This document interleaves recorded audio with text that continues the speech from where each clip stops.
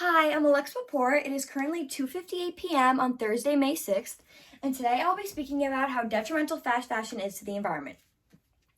According to Jaya Clingham David from One Green Planet, the fashion industry produces 20% of global wastewater and 10% of global carbon emissions, which is more than all international flights and maritime shipping. When I did more research into the fashion industry to help decide which brands I would like to support, I found how harmful fast fashion is and began shopping from small businesses that feature handmade items and also began thrifting. I'm an avid thrifter currently and enjoy shopping from ethical businesses. Fast fashion and overconsumption has become extremely popular due to social media and is largely harming the environment.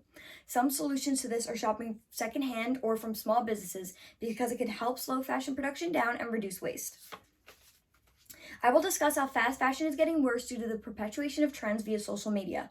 Also, that fast fashion has many negative effects on the environment and excess usage of water, plastic microfibers in the fabrics, and the excessive consumption of clothing.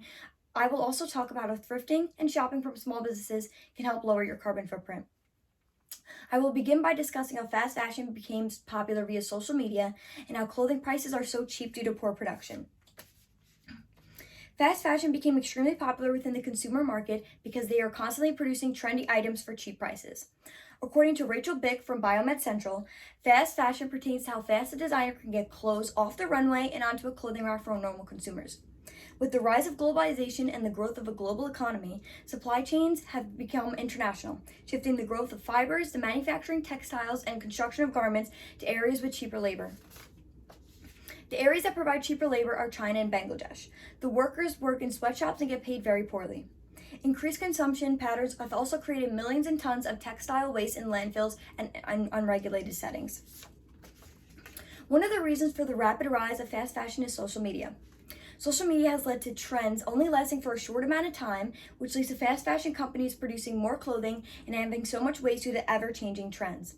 According to the recent report by Deloitte, 47% of millennials admit that social media influences their purchase decisions. So Instagram undoubtedly fuels the fast fashion habit that many of us possess.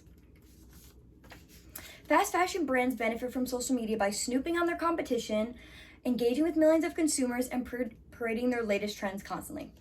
Social media, Instagram in particular, encourages unsustainable consumption and it normalizes a speedy trend cycle and throwaway culture. Monique McClement from Monet Rosa states that average woman buys 68 new items of clothing each year and wears half of the garments no more than 3 times. Now that we have discussed why fast fashion has been on the rise and how the manufacture of clothing for cheap prices, I will now discuss the environmental repercussions of fast fashion. The 3 main points that I will talk about pertaining to the making and discarding of clothing is the excess usage of water, plastic microfibers, and the excessive consumption of clothing. According to the PSCI, the fashion industry consumes 1/10 of all of the water used industrially to run factories and clean products. Also, textile dyeing requires toxic chemicals that subsequently end up in our oceans. As many factories move overseas, they may be in countries without strict environmental regulations, resulting in untreated water entering the oceans. The second environmental issue with fast fashion is plastic microfibers in the fabrics. Synthetic materials are the primary culprits that cause plastic microfibers to enter our oceans. Approximately 35% of all microplastics are from these synthetic materials. The microplastics are used as material for clothing. Companies will use cheaper materials that are poor quality to lower the cost of production. Most of these fibers are made of polyester, which consists of plastic and tend to release a lot more carbon emissions than cotton. Plastic is slow to degrade in the ocean, and when plastic finally breaks down, it creates a toxic substance with a harmful impact on the marine ecosystems. The third environmental issue of fast fashion is the overconsumption of clothing. Due to how affordable the clothing is and how trends are forever changing, the value of clothes may diminish in the eyes of the consumers. This leads to an immense overconsumption of clothing.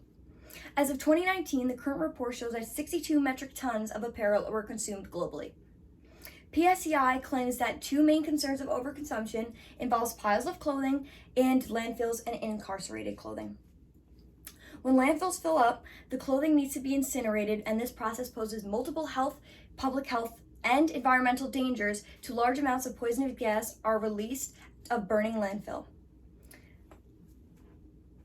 I will now be showing you a chart from SANVT. This chart is extremely informative on the environmental impacts of the fashion industry. It really shows how this has been on the rise. The amount of clothing made has been on the rise. It also shows that many clothes that we purchase are barely worn. And it shows how polyester is mostly chemicals and how most clothes are made from polyester compared to cotton. Here, it shows from my main statement about how much the fashion industry produces carbon emissions compared to international flights and maritime shipping. And then this part really surprised me on the bottom. It shows how our clothes, when we wash them, the chemicals from the polyesters and synthetic materials, they end up in our water, then the animals, including fish, absorb it, and then it ends up in our food and back into our bodies. And this pie chart is also great because it shows all of the synthetic materials and everything that would end up in the oceans. For example, it includes plastic pellets, marine coatings, city dust, synthetic fibers, cosmetics, road marking, and car tires.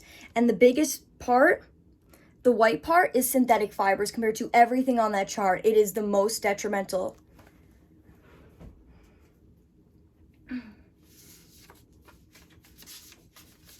After discussing the environmental repercussions of fast fashion, I will talk about alternatives to fast fashion and how you can reduce your carbon footprint.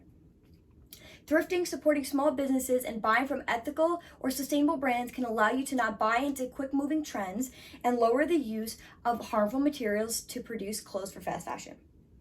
According to Ashley Sang from Brightly, when you purchase items that already exist, the less infinite resources are needed. Thrifting also delays existing clothes from ending up in landfills. Purchasing existing clothes allows for less production waste, and you can build on your personal style by buying timeless items and not purchasing short-lived trends. According to Caroline Biggs from Apartment Therapy, slow fashion brands allow their workers to be paid fairly, they use eco-friendly fabrics, and they don't have as much production. Supporting your local clothing business is great for the environment because the quality of clothes is amazing compared to fast fashion, and they take the time to make the clothing by hand. Compared to fast fashion, brands overwork their employees and pay them very little. Those are just a few reasons as to how thrifting and shopping from sustainable small businesses helps the environment. Throughout this speech, I have discussed how fast fashion became popular and how many people are purchasing from these companies due to short-lived trends. Also, I've discussed the environmental repercussions of fast fashion, like excess water consumption, using fabrics that are damaging to the environment, and discarding clothing in a landfill. Then, I mentioned ways to lower your carbon footprint by shopping secondhand, like thrifting and shopping from small, sustainable brands. Remember that we only have one planet Earth and we need to take care of it. Daily life and social media tends to make us forget about the harm we are causing to the environment, but being more cautious about the trends you are buying from is a great start to help lower the clothing waste around the world.